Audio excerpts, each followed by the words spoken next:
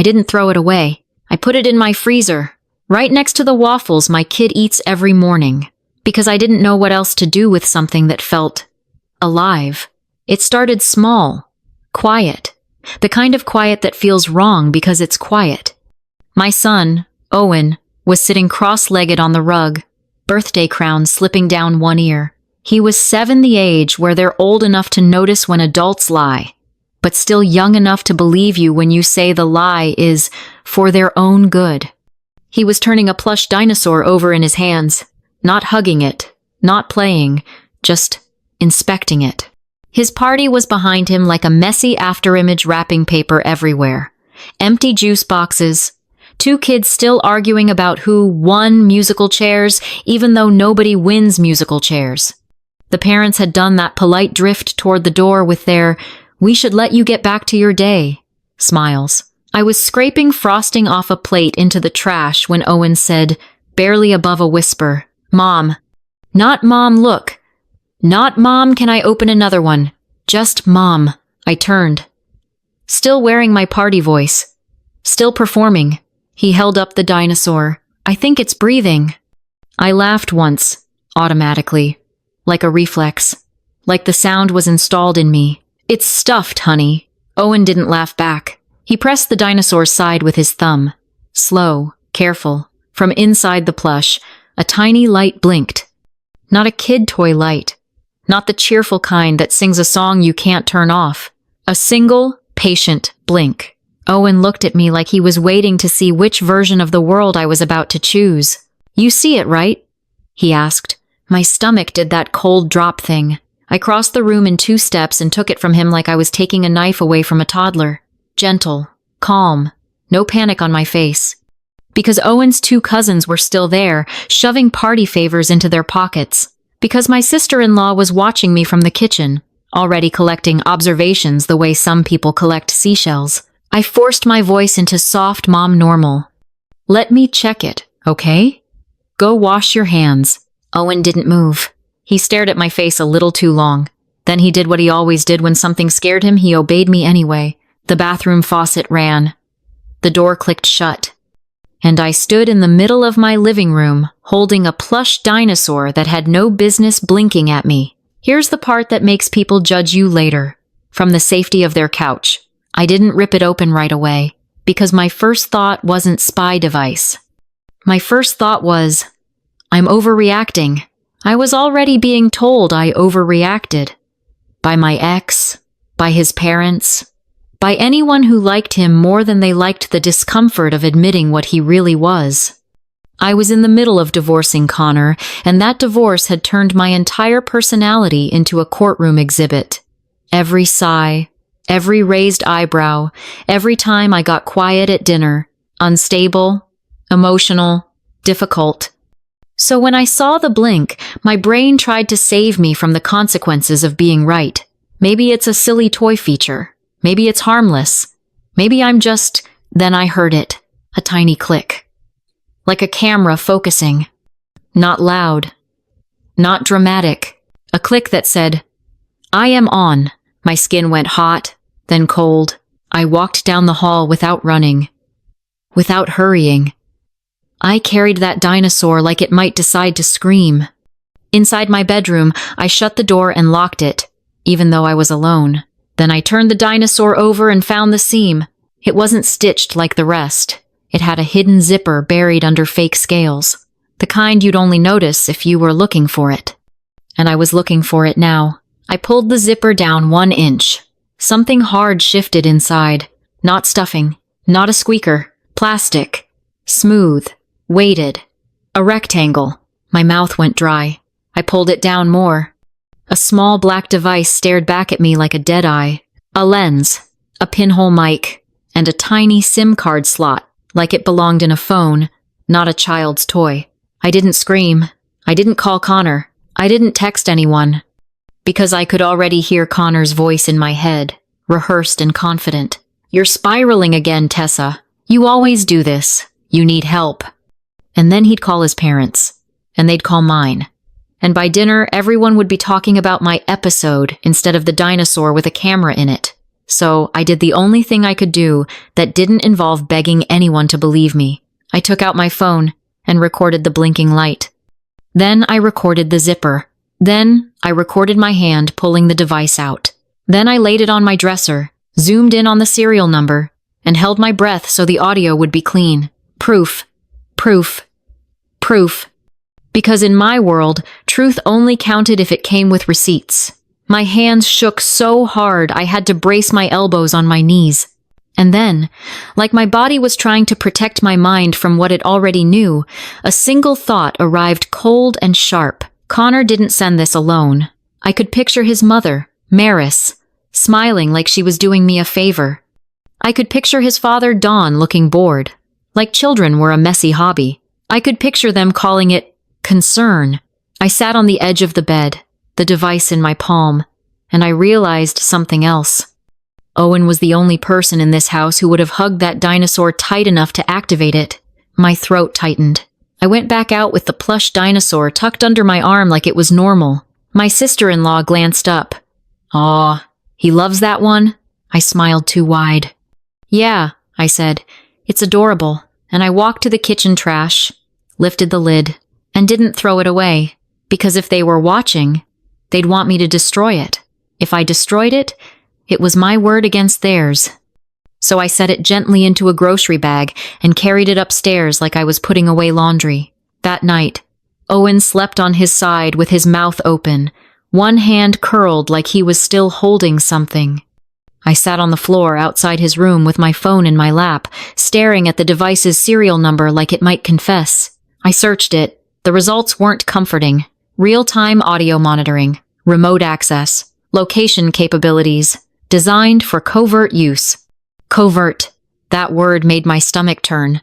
Then my phone buzzed with a message from Connor. "Connor, he tell you about the gift?" My parents wanted something special. Special. I stared at the word until it felt like it was moving. Then another text came in. "Connor. Also, my lawyer filed something today. Don't freak out." My fingers went numb, because Connor didn't send "don't freak out" when things were fine. He sent it when he wanted me to look crazy while he looked calm. And suddenly, the blinking light in a plush dinosaur didn't feel like the start of something. It felt like the middle. The next morning, my attorney didn't say hello. She said, "Did you change the locks?" I was standing in the parking lot of my son's school, watching kids hop out of cars with their backpacks bouncing. Regular life. Loud life. Life that didn't know it was being hunted. I called my lawyer, Jillian Vance, from my car because my hands were too shaky to hold the phone against my ear inside the house. Jillian picked up on the second ring. "Tell me exactly what you found," she said. I told her. Every detail. The zipper seam, the blinking light, the serial number, the camera lens. There was a pause. The kind where you can hear someone putting their emotions into a locked drawer. "That's evidence," Jillian said finally. "Don't touch it anymore. Bag it. Photograph it. We need chain of custody." My throat tightened. "So I'm not crazy." "You were never crazy," she said. "You were surrounded." Then she inhaled. Sharp. "And now I need you to listen carefully," Jillian said. Connor filed for full custody. The air left my lungs like someone punched it out. "What?" I whispered. "He's alleging you're unstable," Jillian continued. "Emotionally volatile, prone to paranoia." I almost laughed, which would have turned into sobbing if I let it. "Paranoia," I repeated. "About being watched." Jillian didn't respond to that. She didn't have to, because we both understood how it worked. If he made me sound irrational, he could do anything behind the mask of concern. Full custody meant control. Control meant access. And there was only one thing Connor had ever truly wanted access to. Not me, not Owen, my mother's money. My mom died 2 years earlier. Not in some dramatic way. Just gone. Quick. Unfair. The kind of loss that leaves you doing laundry and suddenly forgetting how the world works. She left me a small inheritance in a trust enough to keep Owen's future safe if I did everything right. I never touched it. Not for rent. Not for bills. Connor knew about it, though. He found the paperwork once, and his entire face changed like someone had flipped a switch. He started bringing it up casually. Like it was a normal thing to ask your wife for. We could borrow a little. It's for Owen anyway. It'd be irresponsible not to use it if we need it. When I said no, he didn't get loud. He got patient. And patience can be scarier than anger, because it means they have time. Jillian's voice pulled me back. I want you to file a police report, she said. Today. My stomach turned. I don't want to start a war. Tessa, she said gently, you didn't start it. You're just finally reading the rules. When I got home, I did something that felt both ridiculous and necessary. I walked through my house and looked at everything like it might be listening. The smoke detector. The baby monitor I never threw away. The cheap little charging cube Connor left behind. I hated myself for it, not because I was wrong, because I could feel my brain shifting into survival mode, and survival mode doesn't come with dignity. I bagged the device in a zip bag. I put the plush dinosaur in another. I labeled them with the date and time in black marker like I was preparing an exhibit. Then I tucked them into a shoebox and put it on the highest shelf in my closet. Then I sat on the floor and stared at my hands. And I waited for the normal feeling to come back. It didn't. That afternoon, Connor called. I let it go to voicemail. Then he texted, Connor, why aren't you answering? Mom's worried. She thinks you're stressed. Worried. Maris loved that word. She used it like perfume. Sprayed it on every invasive question until it smelled like care. I pictured her sitting at her kitchen table, phone in her hand, practicing her sad face. I pictured Dawn behind her, flipping channels, annoyed that this mess was taking too long. And for one shaky second, I almost did what they wanted. I almost called Connor back and said, Look, I found something weird. Can we talk? Because I'm human. Because I want peace. Because I'm tired. But then Owen came home from school and dropped his backpack by the door. And the first thing he asked was, Can I have the dinosaur back? My heart cracked. Oh, buddy, I said softly. It's getting cleaned. He frowned. Why? I forced a smile. Just trust me. He stared at me for a long moment, like he was deciding whether the adult version of truth still applied. Then he nodded once, and I realized I didn't have the right to gamble with his trust just to make my life easier. That night, Jillian emailed me a list, bank statements, text messages, any proof of Connor's spending, his threats, his pattern, and at the bottom, one line stood out, expect them to provoke you. I read it 3 times. Provoke you? Like what? A prank? A fake emergency? Then I heard Owen in his room, singing to himself while he built something with Legos. Happy, safe, unaware. My phone buzzed again. Connor, tomorrow I'm taking him for my weekend. Same spot. Same spot. But Connor hadn't had Owen overnight in weeks. Because he'd been busy. Busy doing what? And why start now? Right after I found the device. I stared at my son's bedroom door, then at my phone, then at the shoebox in my closet. I could feel the shape of the next move before it happened. Not the details, just the direction. And the worst part? A tiny, traitorous part of me still wondered if I was being unfair. Because Connor, on the surface, looked like a decent dad. He knew Owen's favorite cereal. He'd show up with a gift. He'd smile the right way in public. That's what made it so hard. Bad people don't always look bad. Sometimes they look reasonable. And that's when they do the most damage. I let my son go because stopping it would have made me the story. The handoff was in a grocery store parking lot because Connor loved neutral places, cameras, witnesses, the illusion of normal.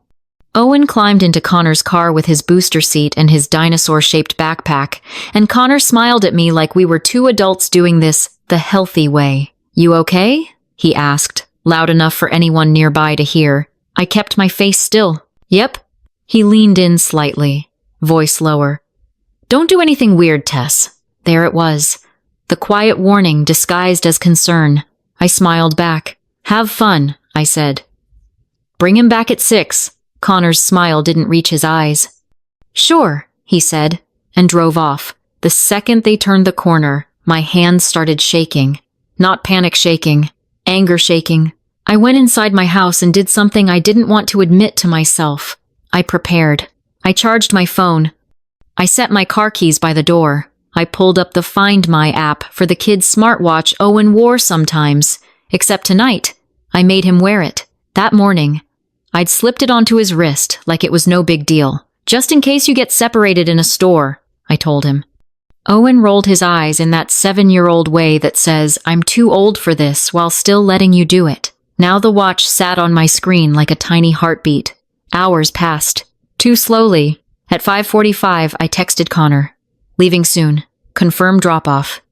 No response. At 6, I called. It rang out.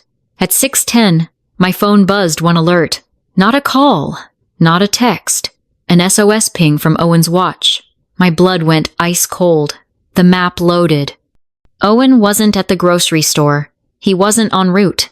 He was across town, in a quiet neighborhood I knew too well. Maris and Dawn's address. My breath came in thin little slices. I called 911 with a voice that didn't sound like mine. My son is 7, I said. His father didn't return him. I have a GPS location from his watch. It's at the grandparents' house. The dispatcher asked questions. I answered like a machine. Then I drove. Not reckless. Not swerving. Just fast, focused, and dead inside. When I turned onto their street, I saw a patrol car already parked out front. Relief hit so hard it almost made me nauseous. I parked behind it and got out. Before I even reached the porch, the front door opened. Owen stepped out. Not running, just walking quickly, eyes wet, jaw tight like he was trying not to cry. The second he saw me, he launched into my arms so hard it knocked the breath out of me. His body was trembling. I pressed the button. He whispered into my shoulder. Grandma said you weren't coming. My throat closed. No, I said, voice shaking. No, baby. I came. Behind him, Maris appeared in the doorway like she'd been expecting applause. Oh, thank God, she said, hands clasped. We were so worried. Dawn stood behind her, arms folded, face annoyed. The officer stepped forward calmly. Ma'am, can you explain why the child's father failed to meet the exchange? Maris put on her softest face. There was confusion, she said. Connor said Tessa wasn't answering. We didn't want Owen upset. Owen's fingers dug into my shirt. She told me. He started, then swallowed. The officer looked down at him. What did she tell you, buddy? Owen glanced at Maris, then at me. His eyes flicked like he was checking which answer would keep him safest. She said, Owen whispered, that you forget things, and that you get mad for no reason. Maris's smile didn't move. But her eyes did. Sharp, warning. I held Owen tighter, and I made a choice. I didn't argue on the porch. I didn't shout. I didn't expose him to adult warfare while a cop watched like a referee. I just said, steady and calm. We're leaving. Maris's mouth opened slightly. Tessa. The officer raised a hand. Ma'am, let them go. Owen clung to me all the way to the car. Inside, he whispered, I didn't want to say it. I know, I said, throat burning. You did nothing wrong. At home, I did the warm mom things. Hot chocolate, cartoon on low volume, a blanket tucked around his shoulders like armor. Owen slowly stopped shaking. He fell asleep on the couch with his head on my thigh like he was 5 again. And when his breathing evened out, I opened the watch app. I wasn't expecting anything more than the location ping, but there was a clip attached to the SOS event. Audio. My finger hovered over it. Then I pressed play. At first, it was muffled fabric movement. Owen's breathing. Then Maris's voice slid through, sweet as syrup. You see? She said. Your mom didn't come. Owen's small voice cracked. She said she would, Maris hummed. Sometimes moms say things when they're upset. That's why your dad is worried, Owen sniffed. I want to go home. Dawn's voice rumbled, irritated. Stop whining. Then Maris again, closer, softer, like she was teaching him a secret. If anyone asks, she said, you tell them your mom forgets things. You tell them she gets scared. You tell them she makes up stories. Owen whispered. Why? Maris replied, still gentle. Because we're helping you. And your dad. And your mom needs someone else to be in charge for a while. A while. My entire body went numb. Because I knew exactly what a while meant. Not time. Control. I stopped the recording and saved it in 3 different places. Then I sat in the dark kitchen listening to my refrigerator hum, and I realized something that made my skin crawl. The dinosaur wasn't the main plan. It was practice. They didn't need to steal my kid forever, just long enough to rewrite him. The next week moved like a slow-motion car crash. Connor didn't apologize. He didn't explain. He acted like nothing happened, because acting like nothing happened is how you make the other person look dramatic. He texted about school pickup like we were normal. He sent Owen a "miss you buddy" emoji, and Maris mailed a card with glitter on it that said, "Families stick together." I didn't respond to any of it. I met Jillian in her office with the shoebox and the audio file and a printed timeline of everything, down to the minute. Jillian listened to the recording once. Her jaw tightened. She listened again, slower. Then she looked at me. "You understand what this is? It's them coaching my child." "Yes," she said. "And it's also them building a case, using him as a mouthpiece." My hands clenched. "So what do we do?" Jillian didn't smile. "We don't argue with them. We document. We file. We preserve evidence. And we let them keep talking." I blinked. "Let them? They'll hang themselves," she said quietly. "People like this always do. They can't resist the performance." The police report was weirdly anticlimactic. A detective took the device, looked at it like he was trying not to react, and said, "We'll send it to digital forensics." Forensics. It sounded like something from TV, not my life. But it was real. And real meant slow. Weeks passed with no results. Connor filed motions. Connor requested evaluations. Connor's attorney painted me as hysterical without using the word. And every time I wanted to scream, I remembered Jillian's warning. Expect them to provoke you. They tried. Connor showed up to a school event and accidentally told another mom that I'd been going through some stuff. Maris offered to take Owen for a few nights so you can rest. Dawn asked, in front of other people, whether I was still working because stability matters. They were building a narrative. Soft, careful, public. And the worst part? Some people nodded along, because it's easier to believe a well-dressed grandmother than a tired mom with a tight smile. Then came the emotional reset, the fake safety. Connor backed off. He stopped texting. Maris stopped calling. 2 quiet weeks went by, and I almost started to breathe again. Owen laughed more. Slept better. Asked fewer anxious questions.